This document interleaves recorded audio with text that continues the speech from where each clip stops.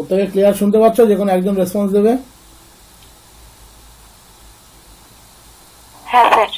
হ্যাঁ স্যার শোনা যাচ্ছে। ঠিক আছে। আর প্রত্যেকের ক্যামেরাটা একটু বন্ধ রাখবে, স্পিকারটা বন্ধ রাখবে, নাহলে কথাগুলো আবার ইকো হবে, শুনতে অসুবিধা হবে। তো যাই হোক, এটা তোমাদের নতুন ব্যাচটা শুরু করার উদ্দেশ্য একটাই, কারণ অনেকে বলেছিলে যে নতুন করে ফ্রেশ ভাবে যদি শুরু করা যায়। তোমাদের নিশ্চয়ই আইডিয়া আছে সিলেবাসটা খুব ছোট সিলেবাস নয়, সিলেবাসটা বেশ বড় সিলেবাস। এবার এসএসসি স্ট্র্যাটেজি যেটা হয়, যে এসএসসির ক্ষেত্রে এর আগের গেজেট অনুযায়ী দুটো পরীক্ষাই দেওয়া যায়, মানে 9-10ও দেওয়া যায়, 11-12ও দেওয়া যায়, যদি না গেজেট পরিবর্তন করে। আশা করা যায় পরিবর্তন করবে না। এবং একই সাথে এসএসসিতে আর একটি বিষয় আছে, সেটা হচ্ছে কোনো নেগেটিভ মার্কিং এতদিন ছিল না, আশা করি যখন ছিল না নতুন করে থাকবে না, কারণ ওইটা নিয়ে মাদ্রাসাতে একটা কোর্ট কেসে হয়েছিল, যে কারণে আশা করা যায় এসএসসিতে নেগেটিভ মার্কিং আসবে না। বাকি থাকলো পড়ানোর স্ট্র্যাটেজি। প্রত্যেকটা ক্লাসের থিওরি ওয়াইজ আমি এখানে কমপ্লিট করিয়ে দেবো, যেটা কমপ্লিট হবে শনিবার, আর সোমবার তো ওর টমাস নেবে, ও কমপ্লিট করে দেবে। শনিবার আমি কমপ্লিট করে দেবো, এই স্পিকারগুলো বন্ধ রাখবে। আর রবিবার, শনিবার যেটা ক্লাস হবে তার উপরে প্র্যাকটিসের ক্লাসটা হবে রবিবার। এবার একই সাথে দেখা যাচ্ছে, যেমন এখানে একটা চ্যাপ্টার আজকে লিখেছি দেখতে পাচ্ছ, ট্যানজেন্ট নরমাল। ট্যানজেন্ট নরমালের ক্ষেত্রে আমার কাছে যেমন এই মুহূর্তে 110টার কাছাকাছি প্রশ্ন আছে, যে এবং সেটা এসএসসি সালের কোশ্চেন থেকে শুরু করে যত রকম ভ্যারাইটি কোশ্চেন হয় সেগুলো মিলিয়ে। কালকে রবিবার আমার পক্ষে নিশ্চয়ই 110টা কোশ্চেন এখানে বসে করানো সম্ভব হবে না, যতগুলো সম্ভব হবে এবং মোস্ট ইম্পর্ট্যান্ট আমি সেগুলো রবিবার দিন করিয়ে দেবো। বাকি যেগুলো থাকবে সেগুলো ভিডিও করে পরের সপ্তাহের মধ্যে তোমরা পেয়ে যাবে, এক সপ্তাহের মধ্যে বাকিগুলো ভিডিও ফর্মে পেয়ে যাবে। এবার হচ্ছে পরীক্ষা, যে 110টা প্রশ্ন এমসিকিউ ফরম্যাটে বানানো আছে, এগুলো আমার নিজের বানানো। যারা আগের কোচিংটা নিয়েছিল তারা দেখেছো যে লাস্টে আমি কিছু বই থেকে দিয়েছিলাম, কারণ আমার আর দেওয়ার কিছু ছিল না। তো এই কোশ্চেনগুলো কিন্তু অনেকেরই করা, হয়তো 110টা একসাথে করা নেই, 20টা করে করা আছে, কিন্তু করা আছে। তখন সবগুলোর উত্তর আমি করিয়ে দিতে পারিনি, কারণ সময়ের অভাব ছিল। এবারে সেটা নেই, এবারে অনেকটা সময় আছে, আরামসে করানো যাবে। কিন্তু পুরোটাই কিন্তু বোথ সাইড প্রসেস, এমন নয় যে আমি এখান থেকে তোমাকে সাপ্লাই দিয়ে গেলে তুমি সব করে ফেলতে পারবে। আবার উল্টোটাও সম্ভব না যে আমার পক্ষে 100% প্রবলেম বলে দেওয়া সম্ভব। আমি হয়তো একটা টাইপের একটা করিয়ে দিলে আর একটা টাইপ কিন্তু তোমাকেই করতে হবে, এবং সেই সময়টা তোমাকে বের করতে হবে। এবারে আসি আসল জায়গাতে। যেমন ধরো ট্যানজেন্ট নরমাল সম্পর্কে তোমাদের যথেষ্ট আইডিয়া আছে। অনেকেই তোমরা আছো যারা 11-12 পড়াও, এবং নিশ্চিন্তে তোমরা ভালোই পড়াবে, সুতরাং ট্যানজেন্ট নরমাল সম্পর্কে তোমাদের যথেষ্ট আইডিয়া আছে। কিন্তু আমাকে যদি কোনো থিওরিটিক্যাল পার্ট করাতে হয়, যেটা এর আগে যারা পড়েছে তারা জানো, আমাকে সবসময় পড়ানোর স্ট্র্যাটেজি এটাই হয়, তোমরাও যারা বিএড কমপ্লিট করেছো নিশ্চয়ই জানো, নোন টু আননোন। সহজ থাকলেও আমাকে কিন্তু করাতে হবে, আমাকে আমার মতো করে করাতে হবে। তুমি তোমার স্টুডেন্টকে তোমার মতো করে করাতে পারো, কিন্তু আমাকে আমার মতো করে জায়গাটা করাতে হবে। সহজ হলেও প্রথমের দিকে কিছু জিনিস কিন্তু আমাকে করাতে হবে। যেমন আজকের টপিকটা খুব সহজ টপিক, কিন্তু আমাকে আমার মতো করে করাতে হবে। তো তোমাদের সাথে পরিচয় পর্ব অন্যদিন সারবো, আজকে পড়ানোটা শুরু করি।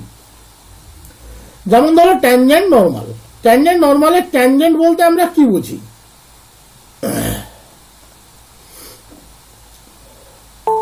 এক সেকেন্ড, ছবিগুলো আমার আগে থেকে রেডি করা থাকে যাতে কোনো অসুবিধা না হয়। স্যার আমার একটা জিনিস জিজ্ঞাসা করার ছিল। হ্যাঁ বলো। স্যার বলছি, আমি একটা কাজ করি, ঠিক আছে, ধরুন রেগুলার ক্লাস যদি না করতে পারি, ক্লাসগুলো কি রেকর্ডেড থাকবে ওতে? হ্যাঁ, ক্লাস দেখো, তুমি স্ক্রিনে খেয়াল করলেই দেখতে পাবে অলরেডি ক্লাস রেকর্ডিং হচ্ছে। তুমি খেয়াল করো মাথার দিকে, দেখো অলরেডি ক্লাস রেকর্ডিং হচ্ছে। এইবার আজকে যেটা রেকর্ডিং হবে স্বাভাবিকভাবে তুমি কালকে পেয়ে যাবে, এ নিয়ে কোনো অসুবিধা নেই। কারণ অনেক সময়তে কি হয়, এটা আমি আগে থেকে বলে রাখছি, গতবার একটা ক্লাসে ঘটনাটা ঘটেছিল। অনেক সময়তে এই যে রেকর্ডার সফটওয়্যার আছে, এটা কাজ বন্ধ করে দেয়। সেক্ষেত্রে কি হবে, এই ক্লাসটা আমাকে আবার পরে ঘুরিয়ে রেকর্ডিং করতে হবে। এবার ঘুরিয়ে রেকর্ডিং করতে গেলে, যেমন আজকের ক্লাস তুমি কালকে সকাল বা বিকেলের মধ্যে রেকর্ডিং পেয়ে যাবে, কিন্তু আমাকে যদি ঘুরিয়ে রেকর্ডিং করতে হয়, সে ঘটনাটা না ঘটে, সেটাই আমরা চাইবো। গত 6 মাসে একদিনই ঘটেছে, আমি আগে থেকে সেজন্য বলে দিচ্ছি। সেই ধরনের ক্লাস যদি অফ হয়ে যায় কোনো কারণে রেকর্ডিং, তাহলে আমাকে দিন 3 সময় দিতে হবে, আমি পরে আবার 1 ঘন্টা সময় ব্যবহার করে ঠিক করে দেবো। ঠিক আছে? ঠিক আছে স্যার, ঠিক আছে। এগুলো একটু সাউন্ডটা বন্ধ রাখো তোমরা। জয়েন হয়ে যাচ্ছে যে কারণে মুশকিল হচ্ছে।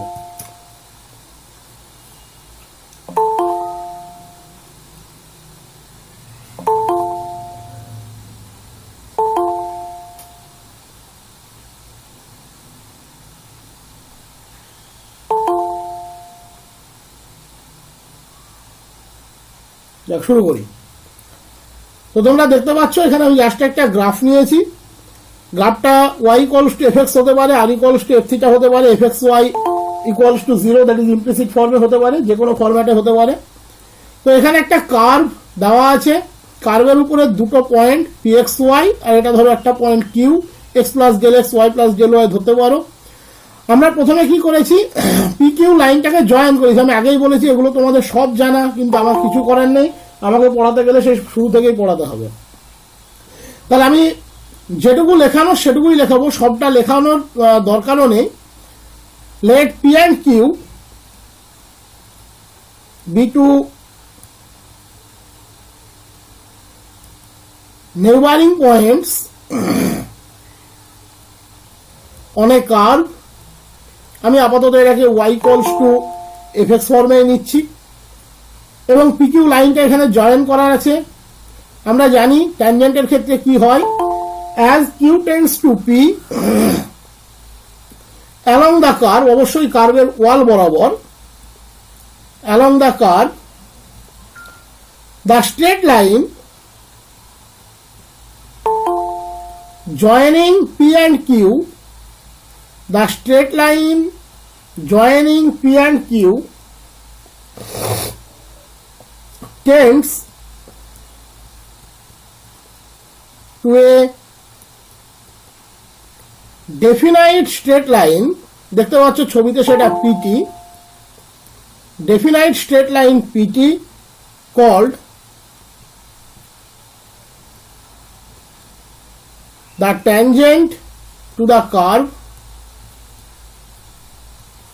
at P। এটা আমরা সবাই জানি যে দুটো পয়েন্ট আমরা যদি নিই, তাদের যে জয়েনিং লাইন, সেই জয়েনিং লাইনটা যদি কিউ পি এর দিকে টেন্ড করে, তাহলে এই স্ট্রেট লাইনটি পি পয়েন্টের ট্যানজেন্টে কনভার্ট হয়, এবং এই ট্যানজেন্টের উপরে পারপেন্ডিকুলার যে লাইন, তাকেই আমরা বলি নর্মাল লাইন। ছবিতে দেখতে পাচ্ছ পিএন হচ্ছে নর্মাল অ্যাট পি। তাহলে the line passing through P,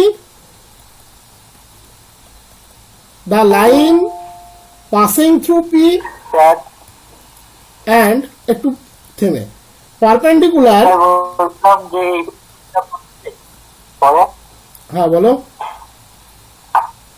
বলছিলাম এই পিডিএফটা কি পাওয়া যাবে পরে? সব পাওয়া যাবে, তোমাদের বলে দেয়নি আগে? ও তো সবই বলে দিয়েছে মনে হয়। আচ্ছা ঠিক আছে, সব পাওয়া যাবে, ঠিক আছে? তোমাকে কিচ্ছু লিখতে হবে না, তুমি জাস্ট দেখে যাও, এই পিডিএফ ভিডিও টোটালটাই তোমরা পেয়ে যাবে, কোনো অসুবিধা হবে না। তাহলে পি পয়েন্টের পিটি লাইনের উপরের যে নর্মাল, পি পয়েন্টে পিটি লাইনের উপরের যে নর্মাল, সেটাকে আমরা বলি নর্মাল অ্যাট পি, এবং সেটা হচ্ছে পিএন। নর্মাল এবং ট্যানজেন্টের কমন একটা ফ্যাক্টর যে দুজনেই পি পয়েন্ট দিয়ে পাস করে, এবং ট্যানজেন্ট নর্মাল উভয়ের ক্ষেত্রে পি পয়েন্টটা যেমন ট্যানজেন্টের উপরে আছে তেমনি নর্মালের উপরে আছে। এগুলো খুব সহজ জায়গা। আমরা ট্যানজেন্টের স্লোপ কি লিখি, slope of tangent PT at P. আমরা ট্যানজেন্টের স্লোপ সবসময় কি লিখি, ডিওয়াই ডিএক্স, কোন পয়েন্টের জন্য, যে পয়েন্টে আমরা বের করছি। একই রকম ভাবে স্লোপ অফ নর্মাল, ছবিতে যেটা ছিল PN at P, that equals to আমরা লিখি minus dx dy at P. P পয়েন্টের নর্মালের গ্রেডিয়েন্ট হয় সবসময়তে মাইনাস ডিএক্স ডিওয়াই। এগুলো তোমরা ছবির সাথে ম্যাচ করালেই পেয়ে যাবে। এই জায়গাগুলো কিন্তু সবই তোমাদের জানা, এগুলো অজানা জায়গা কোনোটাই নয়। এবারে আমরা কার্ভ ওয়াইজ ইকুয়েশন গুলোকে আলাদা করব, এগুলোও তোমাদের জানা। তো কার্ভ ওয়াইজ আলাদা করতে গেলে আমরা কার্ভকে কতভাবে সাধারণত আমরা যে যে স্ট্রাকচারগুলোতে রিপ্রেজেন্ট করি, কি কি রিপ্রেজেন্ট করি? একটা রিপ্রেজেন্ট করি explicit form, explicit form that is Y equals to F x, এই স্ট্রাকচারগুলো। একটা করি implicit form, F X Y equals to 0, এই স্ট্রাকচারগুলো। একটা করি পোলার ফর্ম, এর মধ্যে আর ইকুয়ালস টু এফ থিটা আসে, অথবা theta equals to F R আসে, এর ক্ষেত্রেও ইমপ্লিসিট ফর্ম আসে। অ্যাকচুয়ালি এইটা কার্টেশিয়ানেরই দুটো ভাগ, f r theta equals to 0 আসে। পোলারের ক্ষেত্রে আর ইমপ্লিসিট এক্সপ্লিসিট দেখালাম না, একসাথে দিয়ে দিলাম। আরেকটা আমরা করি, সেটা হচ্ছে প্যারামেট্রিক ফর্ম। সব ফর্মগুলোই তোমরা জানো, তোমরা বলতে পারো পেডাল ফর্মও আছে, হ্যাঁ আছে, ওগুলো আলাদা করে ওর ট্যানজেন্টাল ইকুয়েশন কোনোদিন বের করা হয় না, ওগুলো এমনিতেই প্রসেস ওয়াইজ বের করা যায়। তো এখানে মেইন যে বিষয়টা সেটা হচ্ছে এক্সপ্লিসিট ফর্ম আর ইমপ্লিসিট ফর্মের মধ্যে ডিফারেন্স কি, কারণ প্রত্যেকটার আলাদা আলাদা ডেরিভেটিভ স্ট্রাকচার আছে। y equals to F x, এর ক্ষেত্রে আমরা জানি dy dx equals to F dash X. F X Y equals to 0, এর ক্ষেত্রে আমরা জানি dy dx equals to minus F X by F Y. F X means F এর partial derivative with respect to X, F Y means F এর partial derivative with respect to F Y, provided F Y not equals to 0। এবারে explicit আর implicit ফাংশনের মধ্যে ডিফারেন্সটা কি? দেখো, যখন কোনো স্ট্রেট লাইনকে আমি সবচেয়ে সিম্পলেস্ট ওয়েতে বোঝাচ্ছি, তোমার কাছে হয়তো অন্য প্রপার ডেফিনেশন থাকতে পারে, সব জায়গাতে এমসিকিউ করতে এসে প্রপার ডেফিনেশন লাগে না, ওই 3 ইডিয়টস এর মতো যেটা কনসেপ্ট সেটা থাকলেই যথেষ্ট। X plus y equals to 1, তাহলে y equals to y minus 1 minus x. দেখো এখানে তুমি ওয়াই কে ইউনিকলি এফ এক্স এর আকারে লিখতে পারছো, ফাংশন অফ এক্স এর আকারে লিখতে পারছো, এটাকে আমরা বলি কিন্তু explicit form. Explicit form x square plus y square equals to 1, তুমি এখানে ওয়াই কে ইউনিকলি এক্স এর আকারে লিখতে পারছো না, এইভাবে মনে রাখবে, তাহলে তোমার এখন মনে রাখার জন্য যথেষ্ট। তাহলে এটা হলো ইমপ্লিসিট ফর্ম। ডেরিভেটিভ তুমি চাইলে এটাকে এক্সপ্লিসিটের রুল অনুযায়ী করতে পারো, বাট এমন এমন ইমপ্লিসিট ফাংশন আছে তখন ইমপ্লিসিটের রুলটাকেই আমাদেরকে অ্যাপ্লাই করতে হয়, বাট অনেক সময় তো ইমপ্লিসিটকে এক্সপ্লিসিট ফরম্যাটে রিপ্রেজেন্ট করেও করা যায়। দ্যাট ইজ, এখানে তুমি যখন রিপ্রেজেন্ট করছো দুটো ব্রাঞ্চ অফ কার্ভ পাচ্ছ, একটা দেখো উপর অংশের জন্য এক্স অক্ষের, একটা নিচের অংশের জন্য। তো একইভাবে ওয়াই এক্স কেও তুমি ওয়াই রেসপেক্টে ওইভাবে দুটো কার্ভের রিপ্রেজেন্ট করতে পারতে, এগুলো হচ্ছে ইমপ্লিসিট ফর্ম। তো এই চারটে স্ট্রাকচারের জন্য আমরা ইকুয়েশন অফ ট্যানজেন্ট আর নর্মাল শিখবো। আমি জানি এগুলো তোমাদের জানা, কিন্তু আমাকে প্রথম দিন একটু করাতেই হবে। Equation of tangents and normals for curves in explicit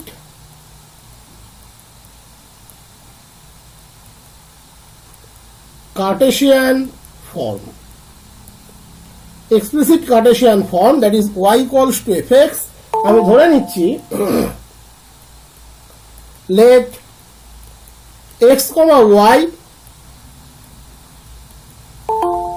be a given point P on the curve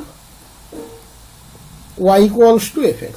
যে ছবিটা আমি প্রথমে তোমাদেরকে দেখিয়েছিলাম সেই ছবির উপরে x ওই P পয়েন্টে এবার y equals to fx আকারে আছে কার্ভটা, এবং xy হচ্ছে তার উপরে একটি পয়েন্ট। তাহলে আমি অলরেডি দেখিয়েছি slope of tangent equals to, এক্ষেত্রে ডিওয়াই ডিএক্স কোন পয়েন্টে বের করছি, এক্স ওয়াই পয়েন্টের জন্যই বের করছি, তাহলে dy dx at x y that is f dash x. এগুলো জাস্ট নোট ফরম্যাটে থাকলে তোমাদের পরে সুবিধা হবে। স্লোপ অফ নর্মাল আমরা জানি minus dx dy for the point x y that is minus 1 by f dash x. তাহলে ইকুয়েশন অফ ট্যানজেন্ট, তাহলে টেকিং যেহেতু এক্স ওয়াই পয়েন্টটাই আমরা এখানে বের করছি, তাহলে ডেফিনেটলি জেনারেল পয়েন্টটিকে চেঞ্জ করতে হবে।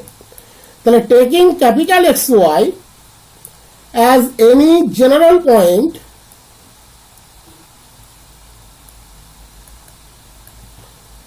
equation of tangent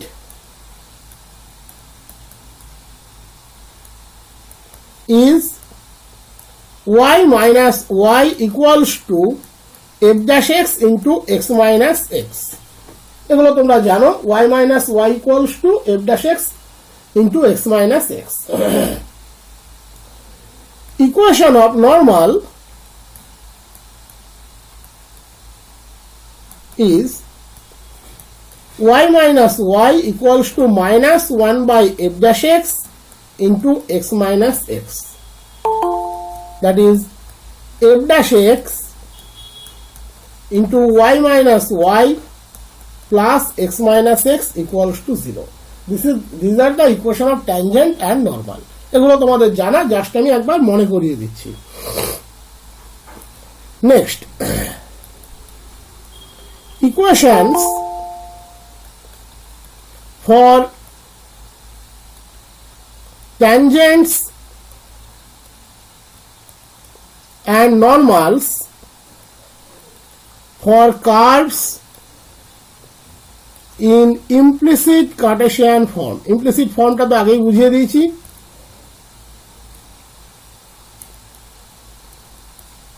implicit Cartesian form, implicit ফর্মটা তো তোমাদেরকে আগেই বুঝিয়ে দিয়েছি। তাহলে এক্ষেত্রে আমরা ধরে নেব let xy be a given point p on the curve, that is figure একই থাকবে যেটা এর আগে দেখালাম, শুধু কার্ভের স্ট্রাকচারটা বদলে যাবে, রেসপেক্টিভ ডেরিভেটিভটা বদলে যাবে, এর বেশি কিছু না। In that case slope of tangent একটু আগেই দেখিয়েছিলাম তোমাদের, dy dx at xy equals to minus fx, যেহেতু xy পয়েন্টের জন্য, by fy xy, provided fy xy not equals to 0. This is the slope of the tangent. একই রকম ভাবে স্লোপ অফ নর্মাল, তাহলে অটোমেটিক্যালি এখান থেকে লিখে দেওয়া যায় fy xy by fx xy. তোমরা মনে রাখবে, যদি তোমরা এক্সপ্লিসিটের ট্যানজেন্ট নরমালটা ইমপ্লিসিট দিয়ে বের করো তাহলেও কিন্তু বের করতে পারো। বিশেষ করে নরমালের ক্ষেত্রে অনেক বেনিফিট পাওয়া যায়, নরমালের ক্ষেত্রে কিন্তু অনেক বেনিফিট পাওয়া যায়, নরমালের স্ট্রাকচারটা বেরোলেই তুমি সেটা বুঝতে পারবে। তাহলে equation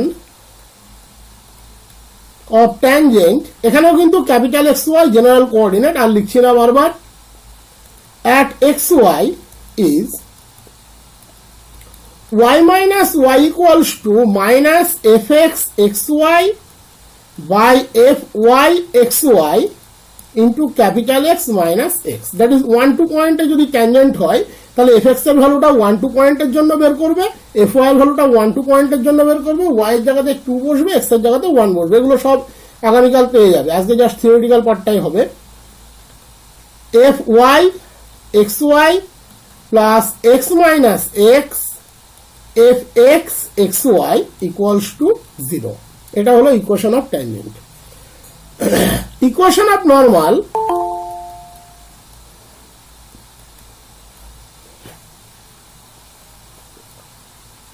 equation of normal at xy is y minus y equals to fy xy by fx xy into capital X minus small x. y minus y এই ফর্মটা কিন্তু মনে রাখা খুব সোজা, সুন্দর একটা structure. y minus y by fy equals to x minus x by fx, এবং এটা দিয়ে আমরা এক্সপ্লিসিটের নরমালও চাইলে বের করতে পারি, ইমপ্লিসিট বের করতে পারি, প্যারামেট্রিকও কিন্তু এটা দিয়ে করা যায়। এবং আমি যখন অঙ্কগুলো করাই এটা দিয়ে করানোটাই প্রেফার করি। শুধু এখানে না, এটা গিয়ে তোমাদের টু ডাইমেনশনাল জিওমেট্রিতেও কিন্তু কাজে লাগে। Next, equations of tangents, normals for curves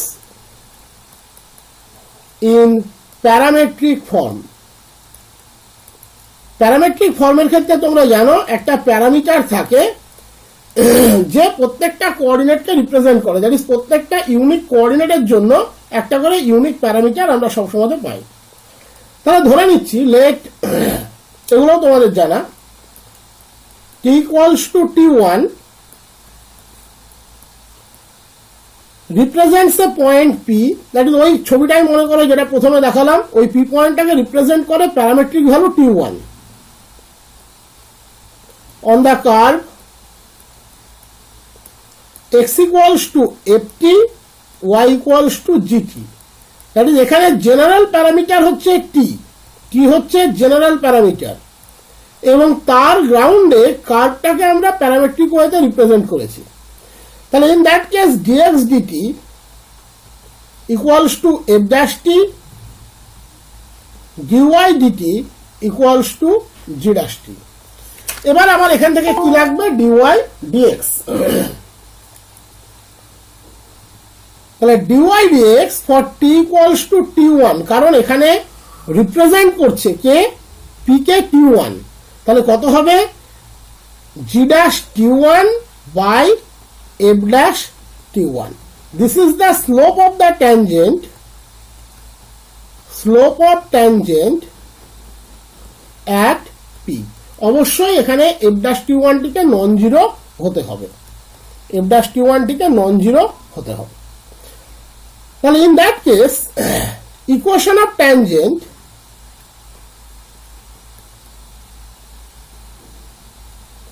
at p কত হবে, ওই ক্যাপিটাল এক্স ওয়াইটাকে যদি জেনারেল কোঅর্ডিনেট ধরে নিই, তাহলে y minus gt1 equals to g dash t1 by f dash t1 into x minus f t1, এটা হবে equation of tangent.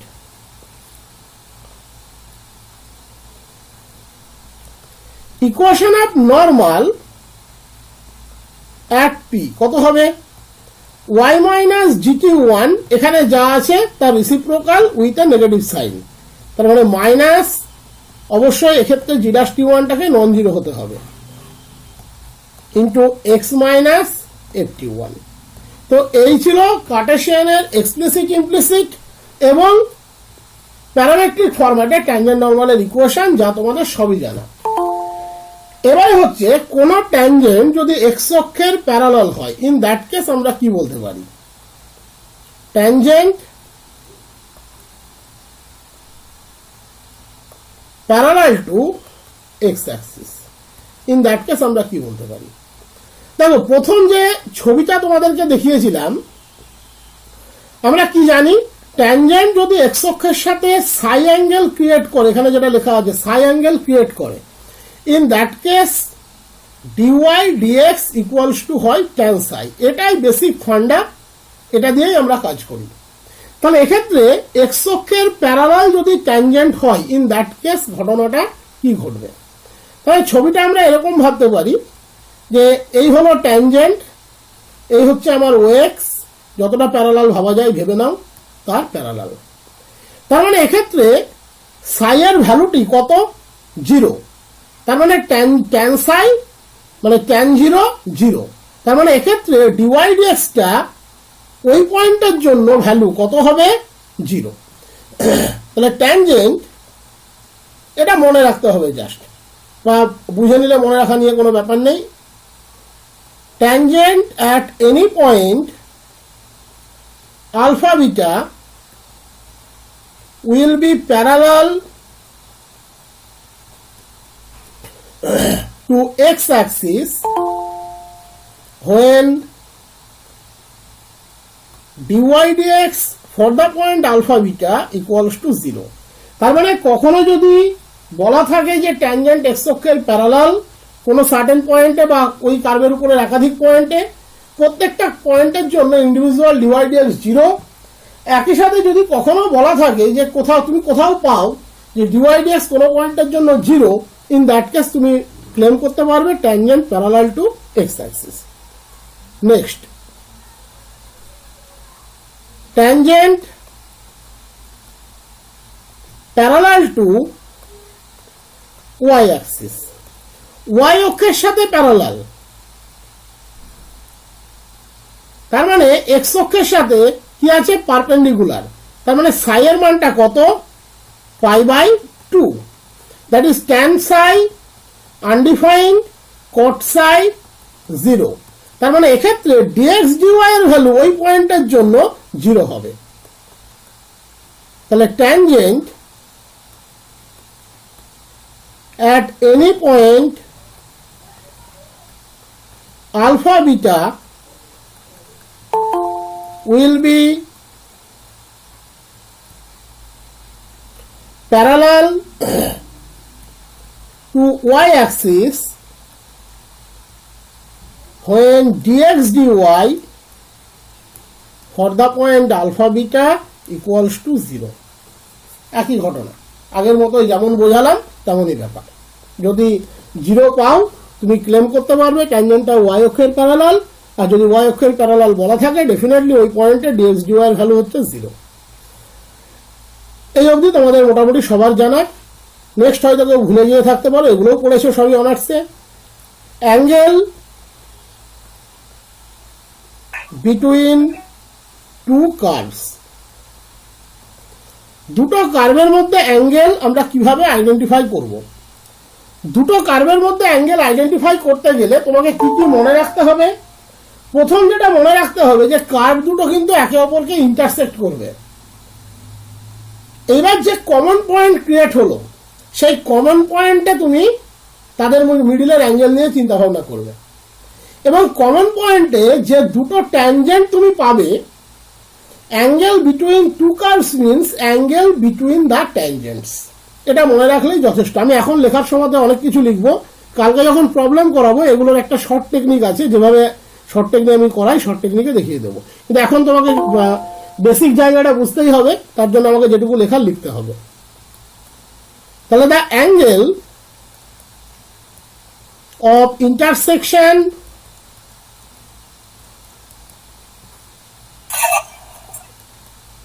of two plane curves is defined as the angle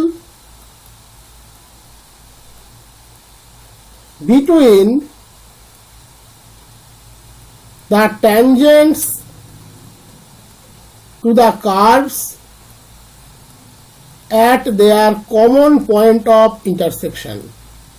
পোলারের ক্ষেত্রেও কিন্তু ডেফিনেশনটা একই, শুধু reduce করার প্রসেসটা আলাদা। at their common point of intersection, that is angle between curves means angle between the tangents at their common point of intersection।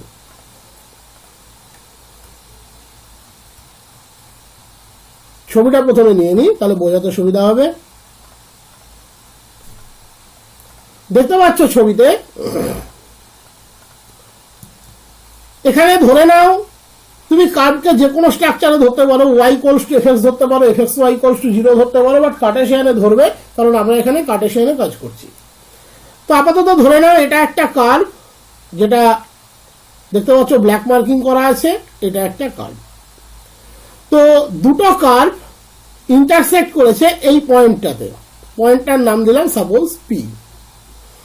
Definitely P পয়েন্টটা হচ্ছে দুটো কার্ভের কমন পয়েন্ট, এবং ওই পয়েন্টে যে দুটো ট্যানজেন্ট ড্র হচ্ছে তাদেরও কমন পয়েন্ট।